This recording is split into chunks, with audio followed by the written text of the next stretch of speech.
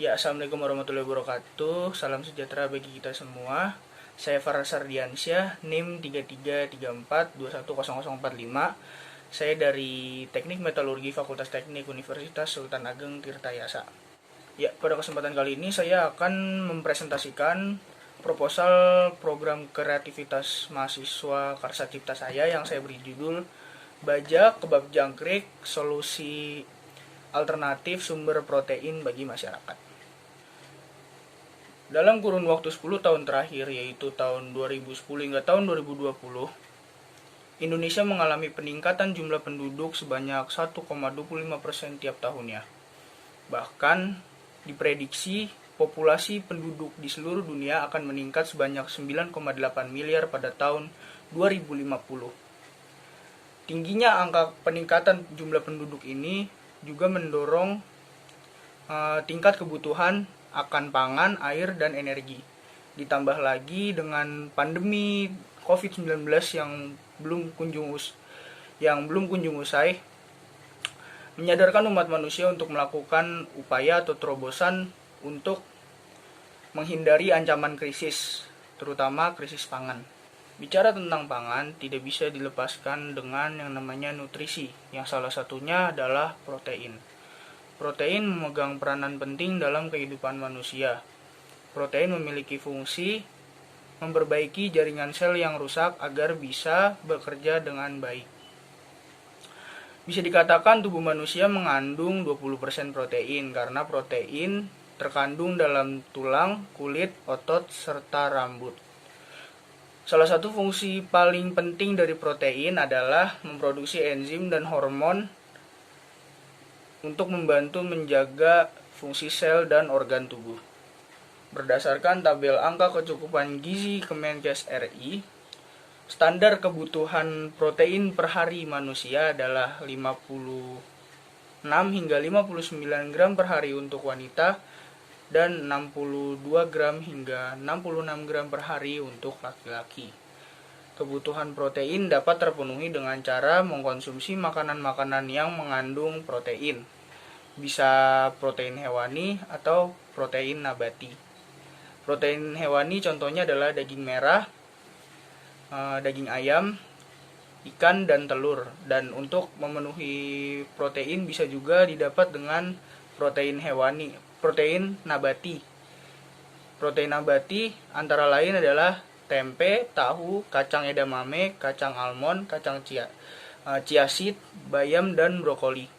Di antara berbagai macam sumber protein yang sudah disebutkan tadi, ada sumber protein hewani alternatif yang cukup unik dan terbilang masih cukup jarang dimanfaatkan karena kurangnya minat masyarakat yang sudah bergantung pada sumber protein hewani yang didapat dari hewan-hewan ternak pada umumnya seperti ayam, sapi, domba, kambing, dan ikan. Nah, sumber protein hewani alternatif tersebut berasal dari salah satu serangga, yaitu jangkrik.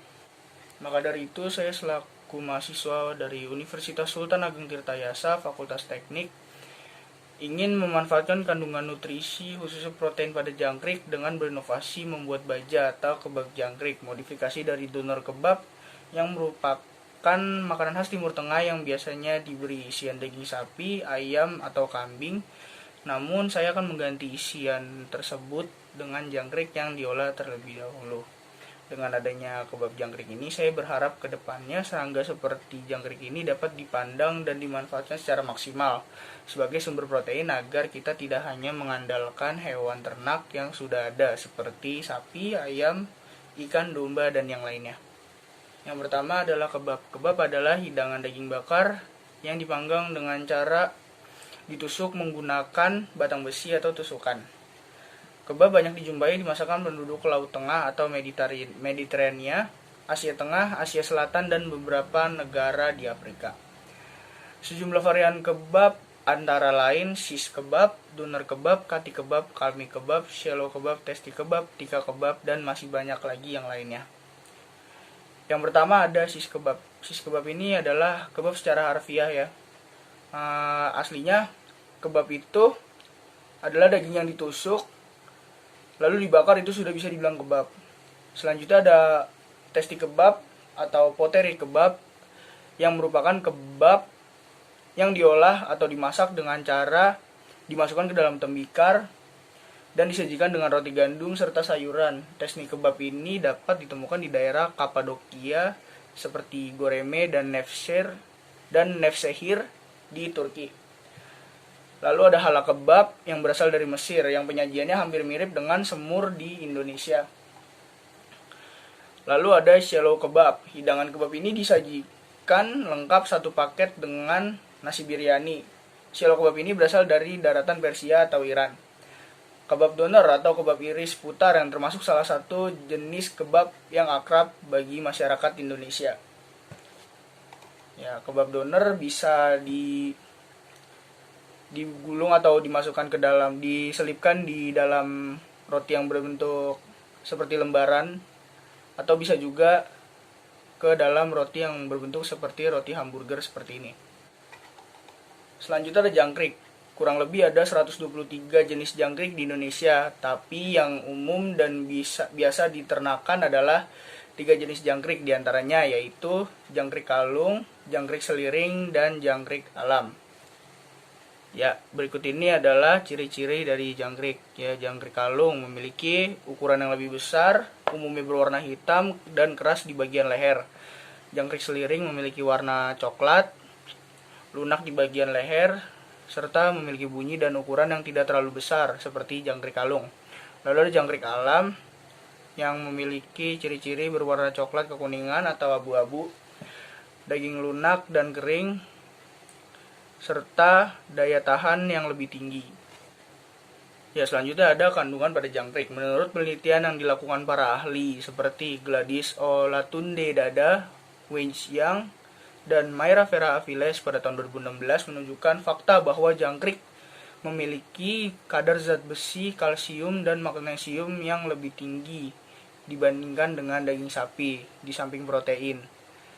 Dan penelitian Tiansu pada tahun 2017 yang menemukan bahwa terdapat 23-65% protein yang terkandung pada jangkrik dewasa. Selanjutnya adalah langkah pembuatan dari kebab jangkrik itu sendiri. Yang pertama adalah siapkan alat dan bahan. Yang kedua, panaskan air hingga mendidih, lalu rebus jangkrik selama 2 menit agar sayap dan kulit luarnya yang kotor bisa terlepas. Lalu bersihkan jangkrik dan buang kaki-kakinya hingga hanya menyisakan bagian tengah tubuhnya saja. Yang keempat, buat adonan tepung. Untuk adonan yang basah, campurkan tepung terigu dengan air, garam, lada, dan ketumbar bubuk secukupnya. Untuk adonan kering, cukup campurkan tepung terigu dengan garam saja sesuai selera. Yang kelima adalah campurkan jangkrik yang sudah dibersihkan tadi ke dalam adonan basah, lalu baluri dengan adonan kering. Setelah itu goreng dengan minyak panas hingga kekuningan. Yang keenam, jika sudah kering, sisihkan. Ya, jika keringkan dan sisihkan jika sudah matang. Yang ketujuh, susun tortilla atau roti kebab, selada tomat, dan daun bawang dengan rapi. Setelah itu, berikan jangkrik goreng tepung yang sudah disiapkan sebelumnya, beri saus sambal dan mayones sesuai selera, lalu gulung hingga sayuran dan jangkrik goreng tersebut tertutup sempurna dengan roti kebab. Lalu panggang menggunakan grill pan yang sudah diolesi dengan margarin sebelumnya. Jika sudah dipanggang dan kulit kebab sudah terlihat kecoklatan, maka kebab jangkrik sudah siap untuk dihidangkan. Untuk kedepannya, saya berharap bahwa produk pangan ini dapat menjadi alternatif pangan yang kaya akan gizi agar masyarakat memiliki pilihan sumber protein baru dan bisa lebih memaksimalkan pemanfaatan potensi yang terkandung pada jangkrik dalam hal ketahanan pangan. Ya, itu saja. Demikian presentasi dari saya. Kurang lebihnya mohon maaf. Wassalamualaikum warahmatullahi wabarakatuh.